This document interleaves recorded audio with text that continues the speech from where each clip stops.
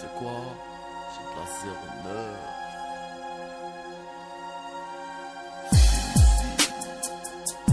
C'est ici, la 09. Bonjour, grande est ma joie de vous retrouver sur ce plateau santé et bien-être. Vous savoir en bonne santé fera notre fierté. C'est pourquoi nous devons faire attention à ce que nous avalons. Ne manger ni trop sucré ni trop salé. Place à alimentation et santé.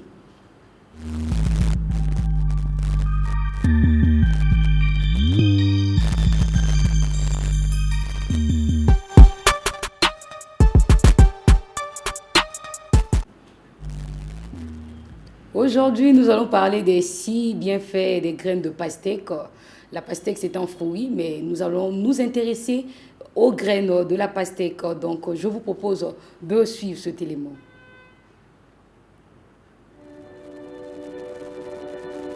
Si bienfaits des graines de pastèque bouillies dans l'eau.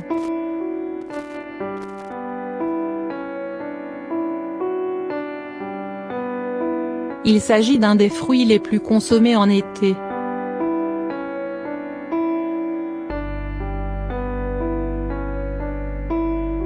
En plus de sa délicieuse saveur, le jus de pastèque nous hydrate pendant une époque où l'on transpire beaucoup. De plus, elle est très diurétique, et est donc très indiquée pour lutter contre la rétention de liquide. Cependant, nous ne profitons pas de ces nombreux nutriments quand nous jetons ces graines.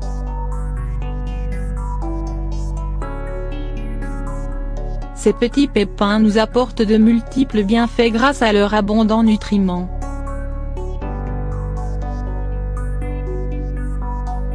Les plus importants sont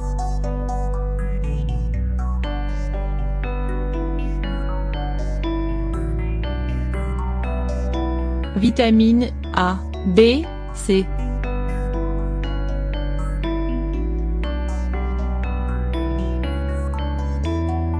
Minéraux, fer, magnésium, calcium.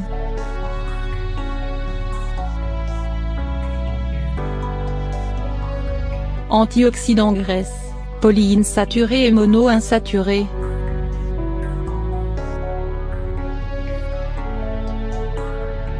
Elles sont toutes essentielles au développement de notre corps, ainsi que pour le maintenir jeune et en bonne santé pendant de longues années. Pour cette raison, de plus en plus de compléments alimentaires composés de ces éléments sont vendus.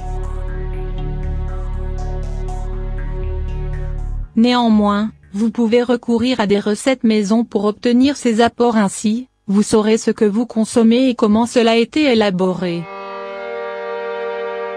Bienfaits des graines de pastèque bouillies dans l'eau.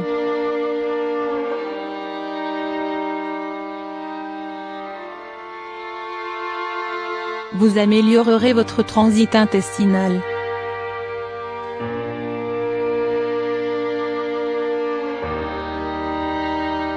Elles contiennent beaucoup de fibres, et sont donc idéales pour les personnes qui souffrent de constipation.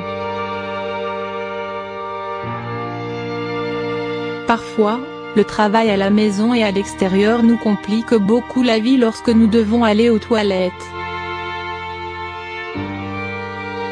Nous n'avons même pas le temps d'y penser.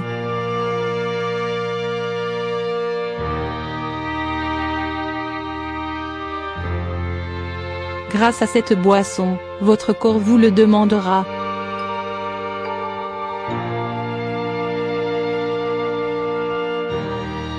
Vous n'aurez pas besoin de vous en rappeler.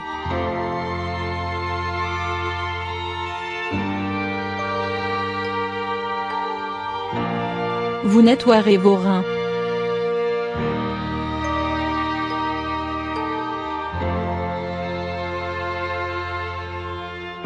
Comme nous vous l'indiquions, c'est un diurétique exceptionnel.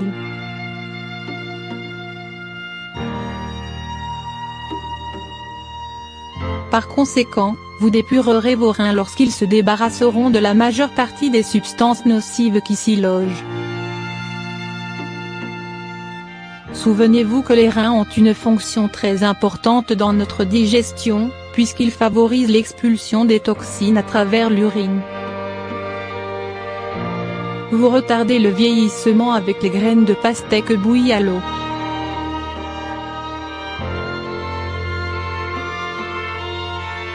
Le zinc et le magnésium sont de puissants antioxydants, qui constituent un obstacle à la dégénération des cellules. Dans ce sens, ils servent aussi à prévenir les maladies comme Alzheimer, Parkinson et... Vous n'aurez pas besoin de boissons énergétiques.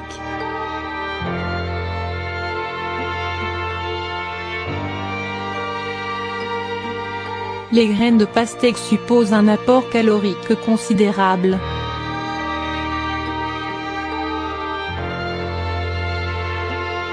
C'est une des raisons pour lesquelles on les recommande en été, puisque l'énergie due à la chaleur baisse. Il s'agit d'un isotonique naturel, économique et, surtout, sans aucun effet secondaire. Vous protégerez votre XUR.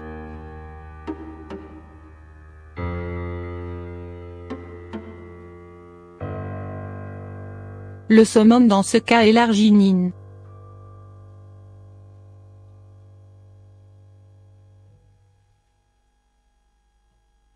Il s'agit de cet aminoacide présent dans les protéines qui régulent la tension artérielle.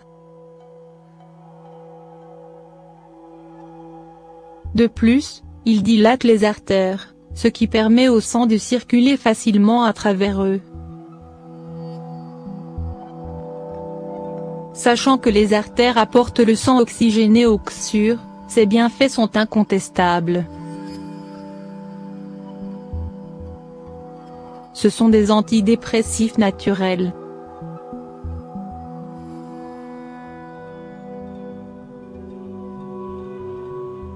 La boisson élaborée à partir des graines de pastèque est riche en vitamines du groupe B, chargée de synthétiser la sérotonine, également appelée hormone du bonheur. Les personnes souffrant de dépression sécrètent une faible quantité de cette substance, et ont donc de ce fait besoin d'un apport supplémentaire. Cette infusion sera un bon stimulant.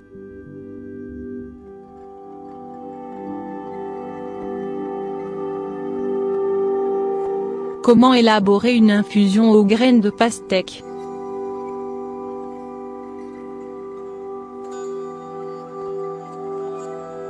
Ingrédients.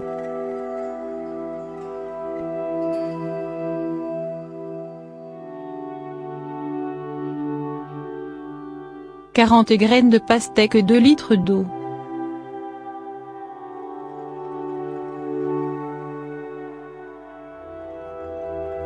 Préparation.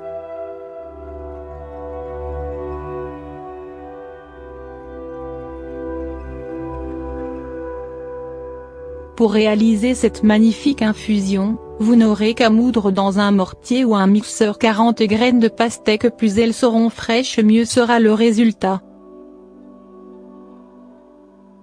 Ensuite faites-les bouillir dans 2 litres d'eau et ce sera prêt.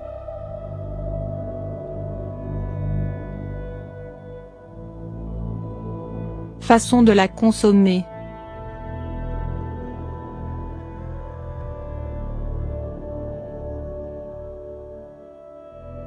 Vous pourrez consommer la préparation pendant 2 jours.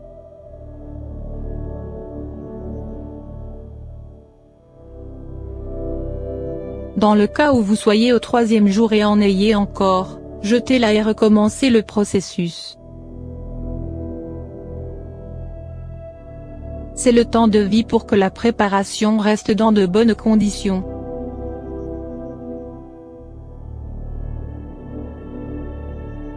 Si nous consommons les graines de pastèque bouillies dans l'eau après ce temps indiqué, on pourrait souffrir d'intoxication. Cela ne vaut pas la peine de courir ce risque.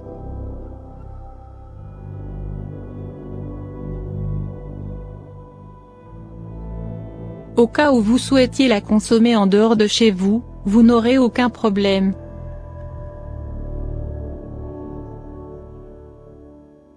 Il suffira de la garder dans un récipient hermétique.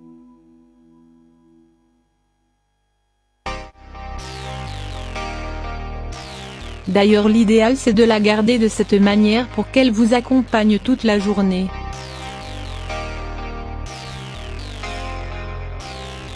Il est indiqué de la consommer avec la même fréquence que vous buvez de l'eau.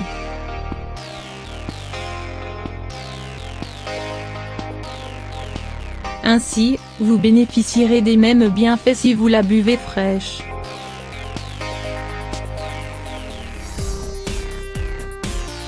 Vous pouvez la conserver au réfrigérateur pour vous en assurer.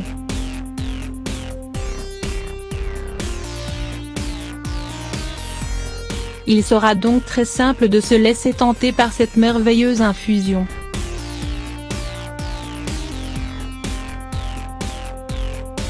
Simple à préparer, à conserver et regorgeant de puissants bienfaits, elle deviendra la compagne idéale de toutes celles qui voudront protéger leur santé, surtout en été, où nous avons plus tendance à perdre le contrôle et à consommer trop d'aliments et d'alcool.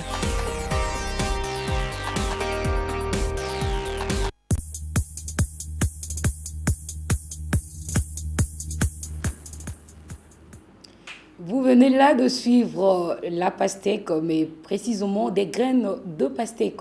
Faites bouillir 40 graines, n'oubliez pas le nombre, le chiffre, 40 graines. Vous faites bouillir dans une casserole pendant quelques minutes et puis consommez cela. C'est riche en vitamine B et c'est un antidépresseur naturel. Pour ceux qui travaillent sous pression, pour ceux qui toutefois sont dans la dépression, prenez-en, faites une tisane des graines de la pastèque, ça va beaucoup vous aider. Sur ce plateau, nous vous informons des maladies dont vous ignorez l'existence, de leur traitement, de leur prévention et d'autres maladies que nous connaissons très bien, toujours dans l'optique d'être en bonne santé. Voici pour vous un avant-goût.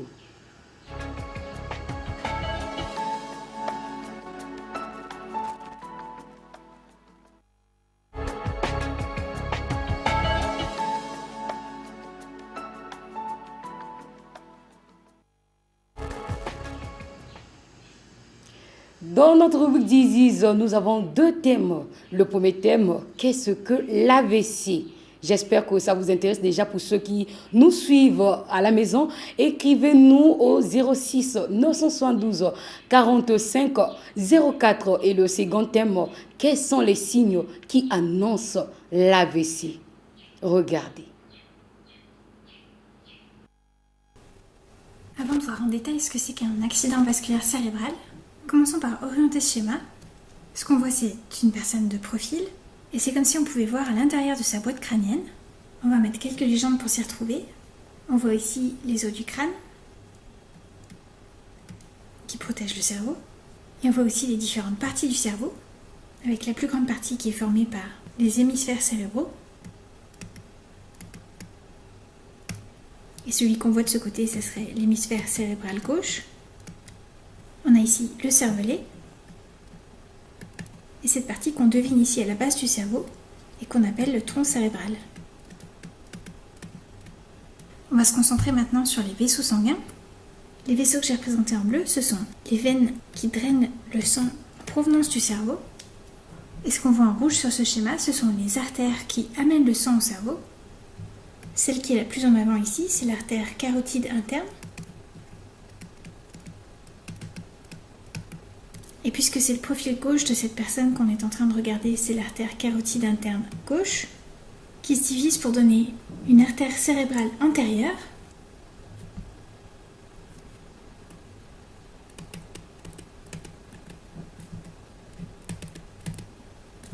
et une artère cérébrale moyenne,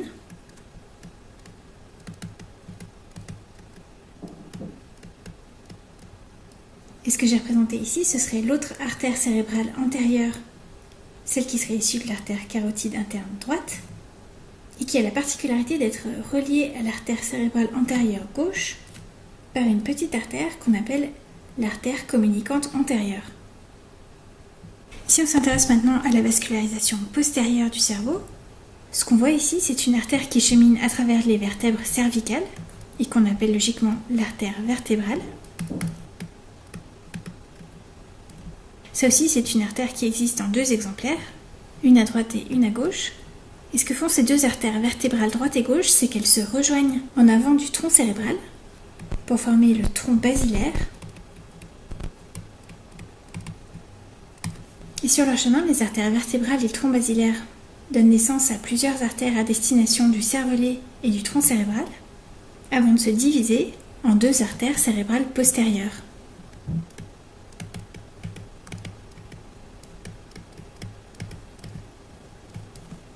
Et ce qui relie ces 2 systèmes artériels l'un à l'autre, celui issu des artères carotides internes et celui issu des artères vertébrales, ce sont 2 petites artères qu'on distingue ici et qu'on appelle les artères communicantes postérieures. L'avantage de ces anastomoses artérielles, c'est que, quand elles fonctionnent bien, on a un moyen de communication entre le système artériel antérieur et le système artériel postérieur du cerveau, et c'est l'ensemble de ces structures artérielles qu'on appelle le polygone de Willis.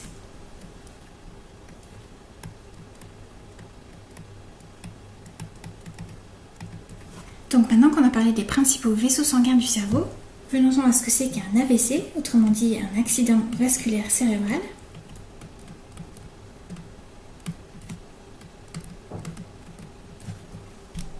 Et si on reprend ces termes un par un, ce qu'on comprend, c'est qu'il s'agit de quelque chose de brutal, d'un accident qui concerne les vaisseaux sanguins, et pas n'importe quel vaisseau sanguin, ceux qui sont à destination ou en provenance du cerveau et de ses différentes parties.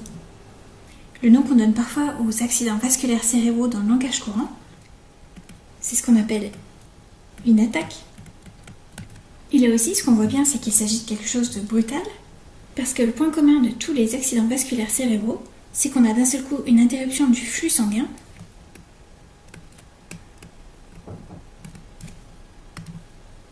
Et cette interruption de la circulation du sang, c'est ce qui est responsable d'une perte de fonction des zones du cerveau qui ne sont plus alimentées en sang, et c'est ce qui est responsable des symptômes des AVC. Si on fait un peu de place, ce qu'on va voir maintenant, c'est qu'il y a plusieurs sortes d'AVC. En fait, il y a 2 grandes catégories d'AVC qui n'ont pas le même mécanisme. Et le premier type d'AVC, qui est aussi le plus fréquent, c'est quand sur le chemin de la circulation du sang, on voit se former un caillot, et c'est ce caillot de sang qui bloque la circulation du sang dans ces vaisseaux. Disons que par exemple, c'est quelque chose qui se passe au niveau de cette artère cérébrale antérieure. Disons qu'un petit caillot de sang est venu se bloquer par ici. Et bien c'est tout le tissu cérébral situé en aval de cet obstacle, qui est normalement irrigué par cette artère, qui se retrouve à souffrir rapidement du manque d'oxygène et de nutriments. Il y a aussi un autre mécanisme par lequel on peut avoir un AVC. C'est le cas quand la paroi d'un vaisseau se rompt et laisse s'échapper du sang. Et ça, c'est quelque chose qui peut arriver, par exemple, en cas d'anévrisme, en cas de dilatation anormale de la paroi d'un vaisseau sanguin. Prenons l'exemple ici de cette artère cérébrale antérieure et disons que dans sa paroi, on trouve ici un anévrisme qui se dilate petit à petit. Ce qui peut arriver, c'est que cet anévrisme se rompe et qu'on se retrouve avec du sang qui s'échappe au niveau de la paroi de ce vaisseau.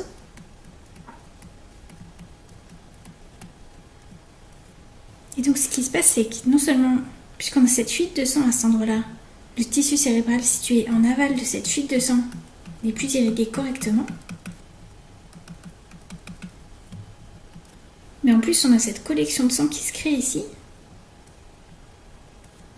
et qui repousse le tissu cérébral, ce qui cause encore d'autres dégâts. Et ces 2 sortes d'AVC, c'est ce qu'on appelle dans le premier cas un AVC ischémique, parce que le problème c'est surtout l'ischémie en aval de l'obstruction de la circulation par ce caillot de sang. Et le deuxième type d'AVC dont on a parlé, c'est ce qu'on appelle un AVC hémorragique, dans lequel il y a aussi une partie du cerveau qui souffre d'ischémie, mais on a en plus cette collection de sang, cette hémorragie, à l'intérieur de la boîte crânienne. Dans les 2 cas, les symptômes sont très rapides, parce que le point commun aux accidents vasculaires cérébraux, c'est que comme le flux sanguin est interrompu, le flux sanguin à destination des neurones, L'accident cardiovasculaire, c'est ce que nous appelons AVC en sigle. C'est une maladie très dangereuse. Alors, à présent, passons aux 5 signes qui annoncent l'AVC. Les gens pensent souvent que l'accident vasculaire cérébral, AV, arrive sans signe annonciateur. C'est une idée fausse. Savoir détecter certains symptômes peut vous sauver la vie et voici 5 signes annonciateurs d'un accident vasculaire cérébral. Un accident vasculaire cérébral est une lésion du tissu cérébral provoquée par une interruption de la circulation sanguine vers le cerveau, qui ne reçoit donc plus d'oxygène. Les AV sont responsables de 2 fois plus de décès que la circulation automobile, ils touchent 10 millions de personnes dans le monde chaque année, dont 130 000 en France. Les facteurs de risque d'accident vasculaire cérébral.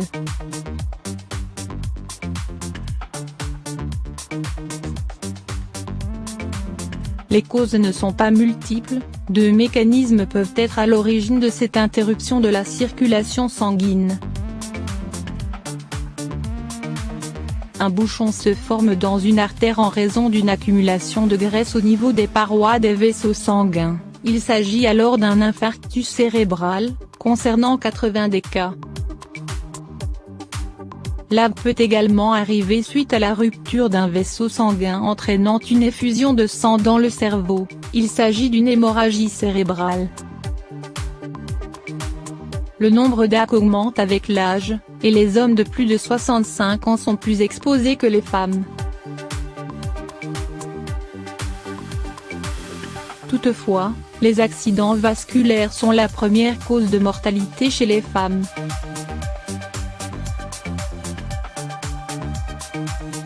Les femmes sont plus exposées aux AV que les hommes car leur organisme produit une hormone appelée estrogène qui favorise la formation de caillots dans le sang pouvant boucher les artères. Cet accident peut donc survenir chez les femmes qui présentent déjà un trouble de la coagulation, celles qui fument ou qui ont plus de 35 ans. 60 des victimes d'AV meurent ou restent handicapées, d'où l'importance d'en reconnaître les symptômes. 5 signes annonciateurs d'un accident vasculaire cérébral.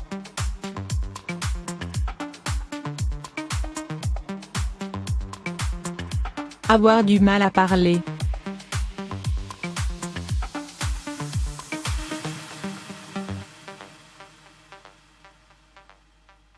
Ce signe peut se manifester de manière progressive, votre discours peut être perturbé, ou vous pouvez simplement avoir des difficultés à parler ou à vous souvenir de quelque chose. En effet, les artères reliées au psure transmettent également du sang vers le cerveau.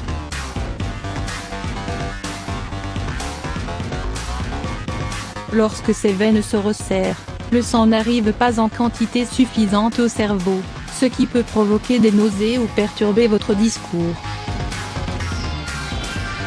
Sentir une faiblesse ou un engourdissement dans une partie du corps.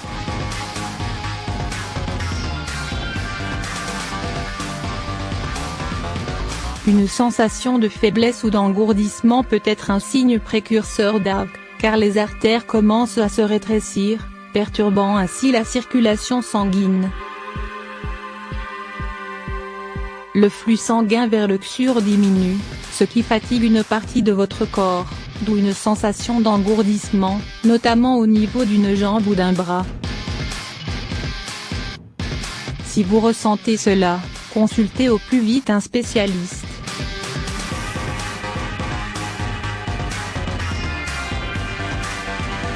Des maux de tête violents.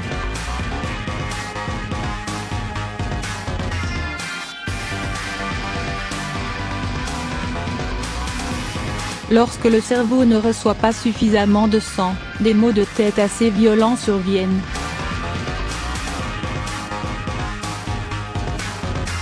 Ces douleurs peuvent se manifester de façon récurrente.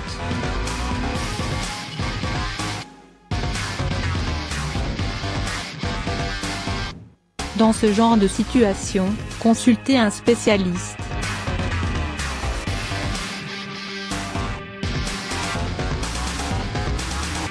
Des essoufflements.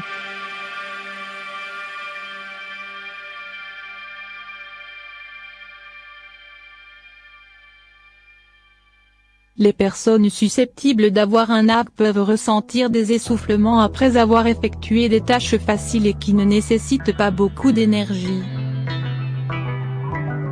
Cela indique que les artères coronaires qui transmettent le sang aux poumons sont bouchées.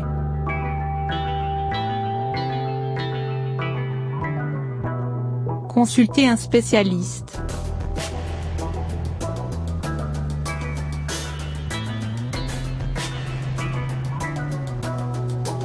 Des troubles de la vision.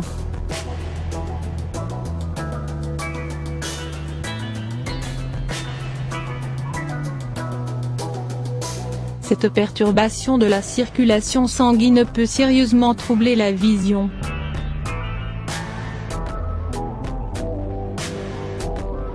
En effet, dans certains cas, un AVC peut entraîner une perte de vision d'un seul cil ou de la moitié du champ visuel de chaque cil. Malheureusement, les personnes qui ont eu un AVC ne s'en remettent généralement pas.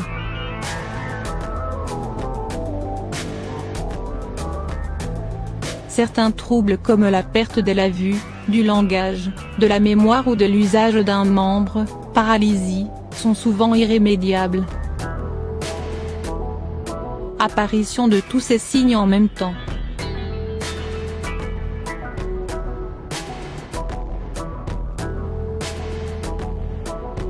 Dans certains cas, les signes mentionnés ci-dessus peuvent tous apparaître en même temps ou à différents moments de la journée.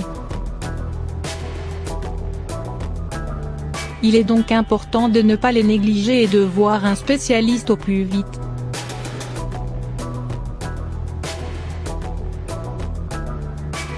Comment éviter l'AVC ?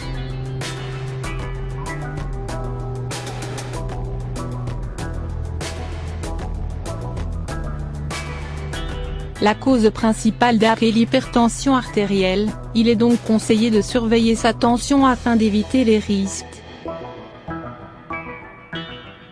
En outre, voici d'autres facteurs qui peuvent augmenter les risques d'AVC.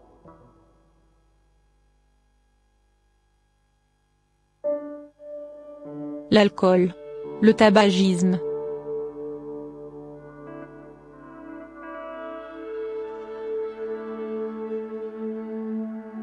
Les contraceptifs oraux.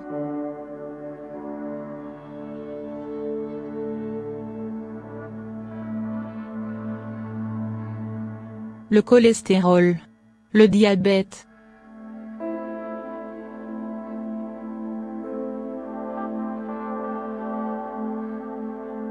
Pouvez arborer un style de vie superpéople, emploi bien rémunéré, voiture cool, vêtements de marque, vacances amusantes, mais ne pas être vraiment heureux malgré tout cela.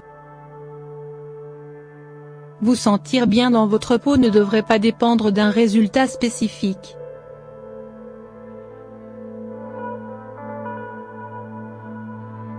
Encore trop souvent, les gens se rabaissent parce qu'ils n'ont pas fait ceci ou obtenu cela.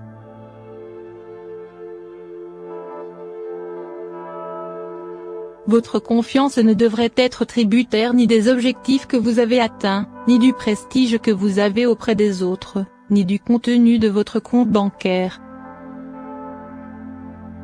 Le secret d'une vie épanouie est d'une simplicité insoupçonnée.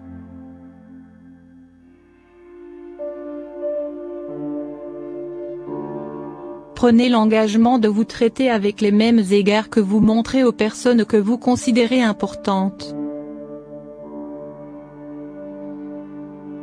Voici 8 promesses à vous faire pour une vie heureuse.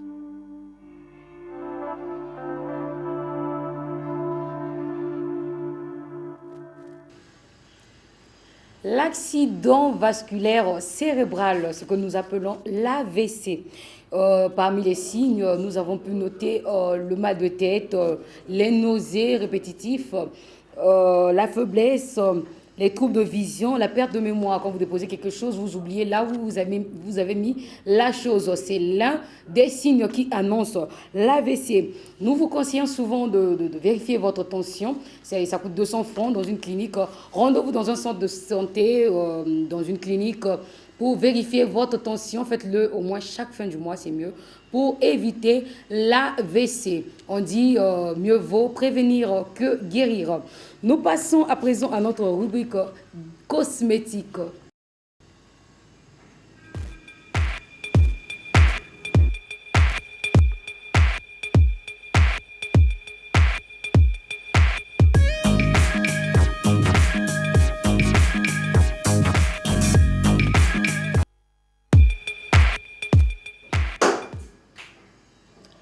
Faites attention à votre image, à votre coiffure, à votre style.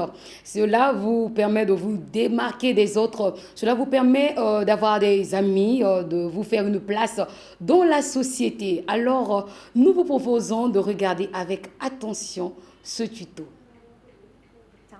Qui est une étape très importante à ne surtout pas négliger pour avoir un maquillage de qualité.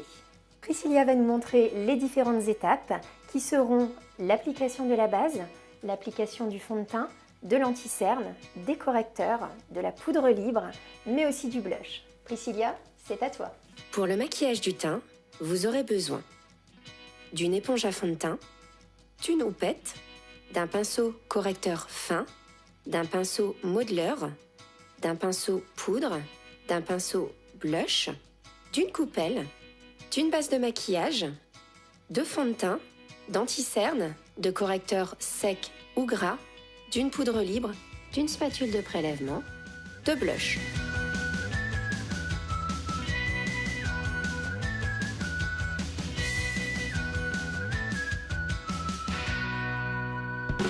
Vous aurez préalablement placé un bandeau et des mouchoirs pour dégager le visage et le front de votre modèle. Après vous être désinfecté les mains, appliquez tout d'abord la base que vous avez choisie à l'aide de votre éponge à fond de teint. Prélevez la base dans une coupelle propre et désinfectée et appliquez-la par lissage de l'intérieur vers l'extérieur sur l'ensemble du visage, sans oublier les ailes du nez, les oreilles, les paupières et les lèvres ainsi que le cou. Si votre modèle présente des rougeurs, appliquez la base verte uniquement sur les zones concernées.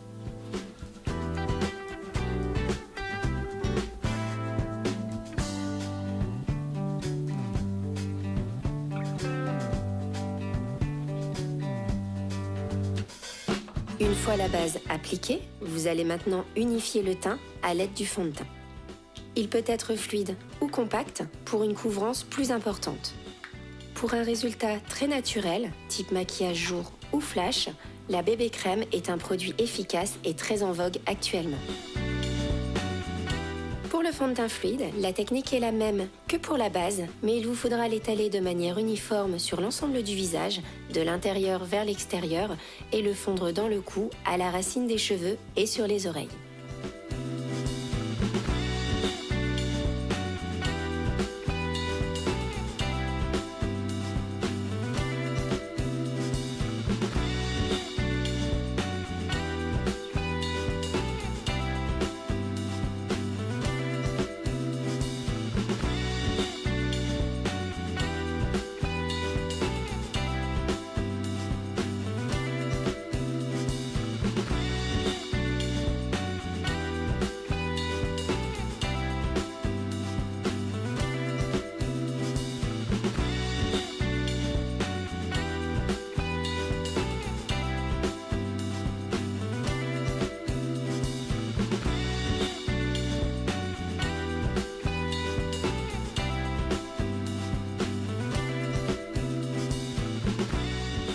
Vous utiliserez ce fond de teint uniquement pour les maquillages du soir ou sur les peaux à problème demandant beaucoup de couvrance.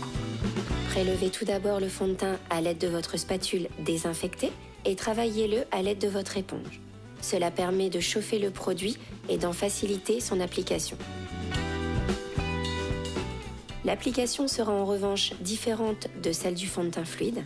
Il faudra le travailler par tapotement pour déposer la matière et en effectuant de légers lissages pour ne pas déplacer la matière mais la fondre uniquement avec la peau. Vous éviterez ainsi les traces.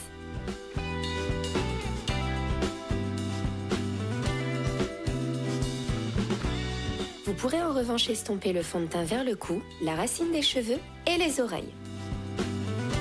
Quel que soit le fond de teint utilisé, le maquillage doit être net et homogène sans aucune trace et paraître naturel.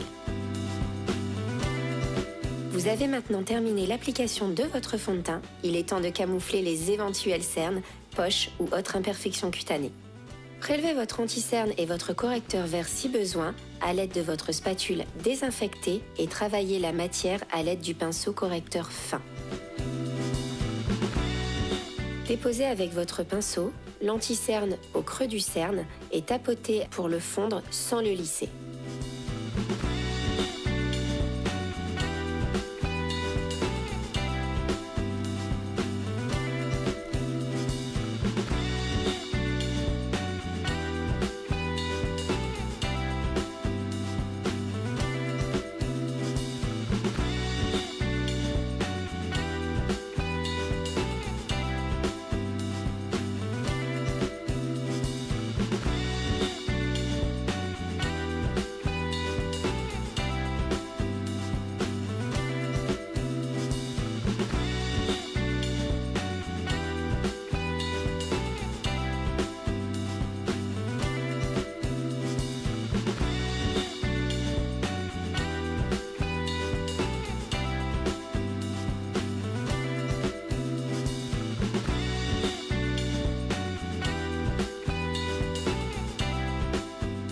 Il est très important en maquillage de prendre du recul pour observer votre travail afin de le corriger.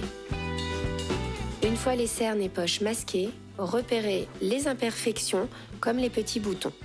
Déposez le correcteur vert sur les imperfections et le fondre en tapotant.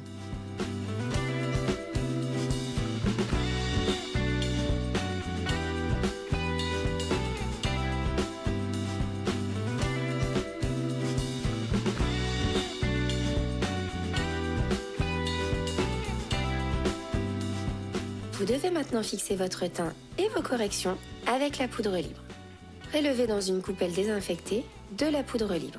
À l'aide de la houppette, écrasez cette poudre dans votre main pour éviter les paquets et de tacher votre modèle. Cette technique vous permet d'appliquer plus de produit qu'avec le pinceau poudre. Commencez au niveau du front pour descendre vers le cou en exerçant des pressions légères. Insistez bien sur la zone médiane qui aura tendance à briller davantage que le reste du visage.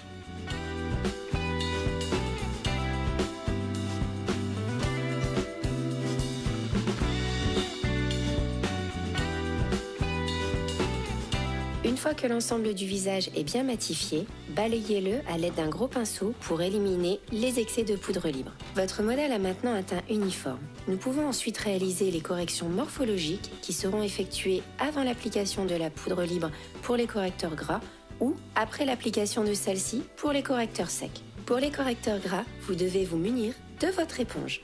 Ce produit s'applique en très petite quantité sur votre spatule et doit être parfaitement dégradé. L'application des correcteurs secs s'effectuera uniquement si vous n'avez pas appliqué de correcteur gras. Avant de commencer cette étape, il est nécessaire d'analyser la forme du visage de votre modèle et d'adapter vos corrections. Sachez que vous pouvez faire les corrections morphologiques à l'aide d'un correcteur sec. Ils doivent être appliqués pour cela avec votre pinceau modeler ou blush et directement prélevé de votre poudrier. Regardez. Leur application permet de tendre vers le visage ovale, considéré comme le visage idéal. Le correcteur clair permet de donner du volume et de mettre en valeur les zones souhaitées. Le correcteur foncé permet de creuser, d'assombrir et donc de cacher les zones à corriger. Comme pour l'application des correcteurs gras, il sera tout à fait possible de jouer sur les volumes et de mettre en valeur la forme du visage en magnifiant ses atouts et en gommant ses défauts. Chaque couleur de peau a son fond de teint. Donc, faites attention au numéro des fonds de teint quand vous achetez au marché. Si vous avez un teint sombre, vous pouvez utiliser le numéro 4 du fond de teint sexy ou black opale. Si vous avez un teint clair comme moi, c'est un autre numéro que vous allez utiliser. Demandez à celles qui vendent avant de vous en acheter. Faites attention au numéro, c'est par rapport au type, à la couleur de peau que vous avez. Donc, nous tendons à la fin de notre émission. C'est l'heure de notre dernière rubrique, exercice sportif pour la bonne forme.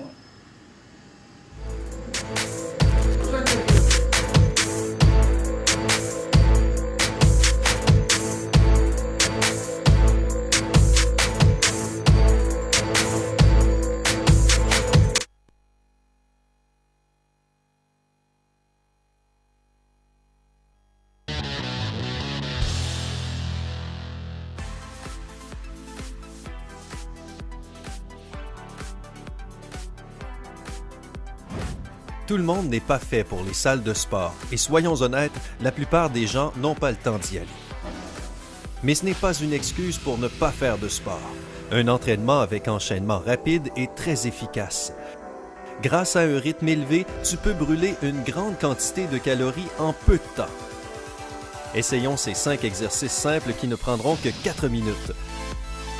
Pas besoin de chronomètre, je vais compter pour toi pour que tu puisses réaliser tout l'entraînement en regardant la vidéo. Exercice numéro 1, flexion. Place tes pieds à la hauteur de tes épaules ou légèrement écartés. Commence à t'accroupir en amenant le bassin vers l'arrière comme si tu voulais t'asseoir sur une chaise.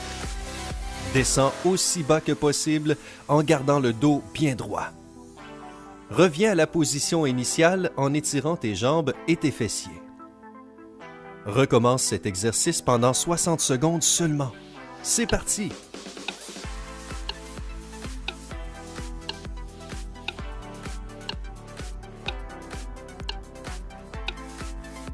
Perdre du poids au niveau des zones problématiques que sont les cuisses, les fesses et les jambes est sans doute une priorité pour beaucoup d'adeptes de fitness.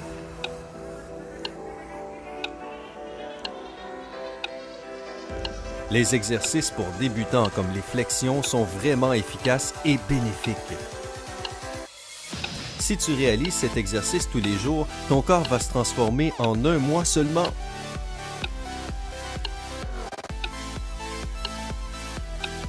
Pour cet exercice facile, pas besoin d'un équipement spécial ou de s'inscrire dans une salle de sport, tu peux le faire à peu près n'importe où.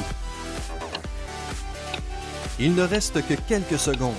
5, 4, 3, 2, 1. Bien joué! Passons à l'exercice suivant. Exercice numéro 2, pompe. Mets-toi en position de planche avec les bras tendus. Tes mains doivent se trouver à l'aplomb des épaules et tes genoux, tes épaules et tes pieds doivent être alignés. Abaisse doucement ton corps vers le sol en pliant les bras et en gardant les coudes près du corps. Reviens à la position initiale. Pour commencer, fais cet exercice pendant au moins 30 secondes. Tu es prêt? C'est parti!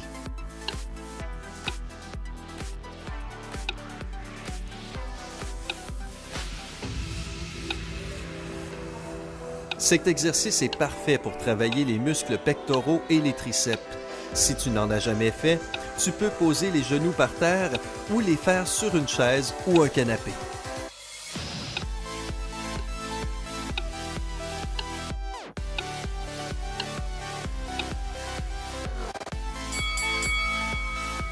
Combien en as-tu fait aujourd'hui? Essayons d'en faire 10 de plus. 1, 2, 3, 4, 5, 6, 7, 8, 9, 10. C'est fini. Bravo! Exercice numéro 3, escalade.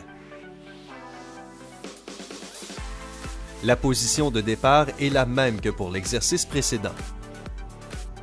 Contracte tes abdos et relève la jambe droite vers ta poitrine. Ton dos et tes hanches doivent rester droits. Reviens à la position initiale et fais la même chose avec la jambe gauche. Cet exercice doit durer environ 30 secondes.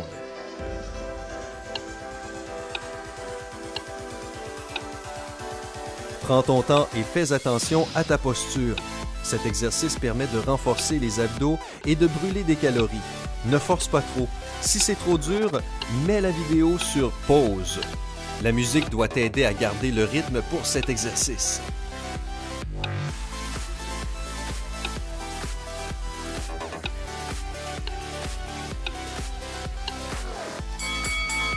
C'est fini! Exercice numéro 4. Flexion. Place tes pieds au niveau des épaules et mets tes mains sur tes hanches. Fais un grand pas en avant avec le pied gauche. La jambe gauche doit former un angle droit et le genou droit doit presque toucher le sol. Reviens à la position initiale en poussant sur ta jambe gauche. Répète l'exercice avec la jambe droite. Cet exercice doit durer 1 minute. Prêt? C'est parti!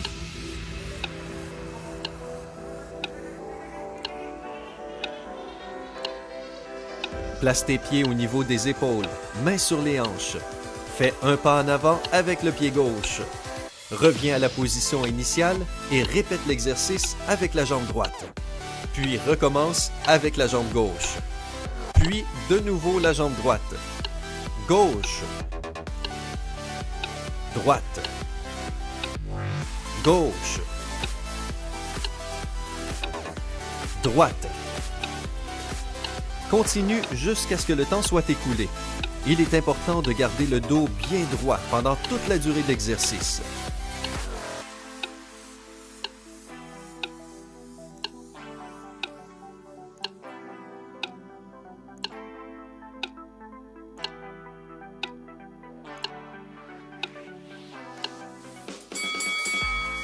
Terminé? Alors passons au dernier exercice. Exercice numéro 5. Saut.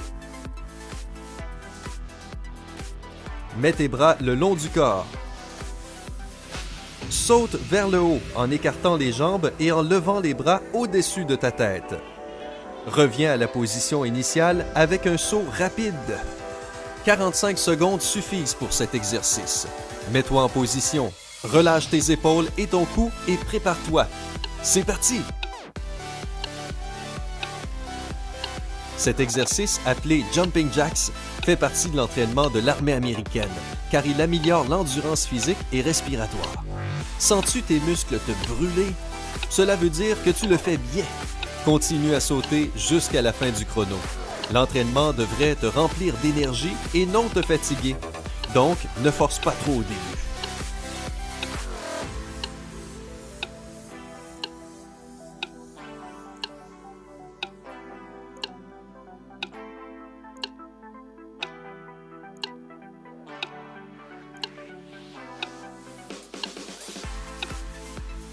Bravo!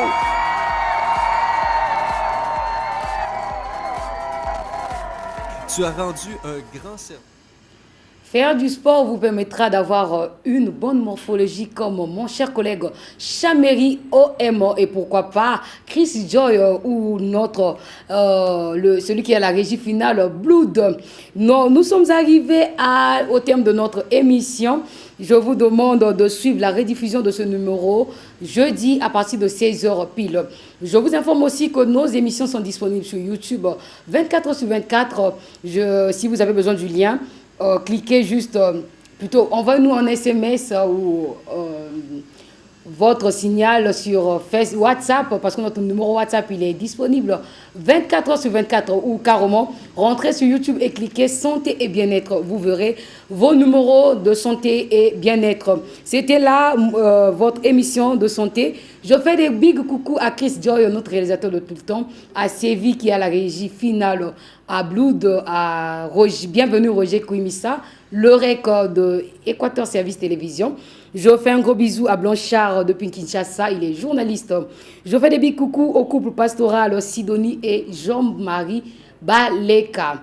Vous me retrouverez certainement le lundi prochain avec un nouveau numéro. N'oubliez pas de faire attention à votre alimentation.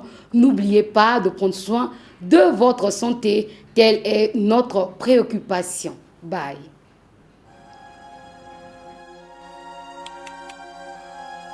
C'est quoi? J'ai la 09.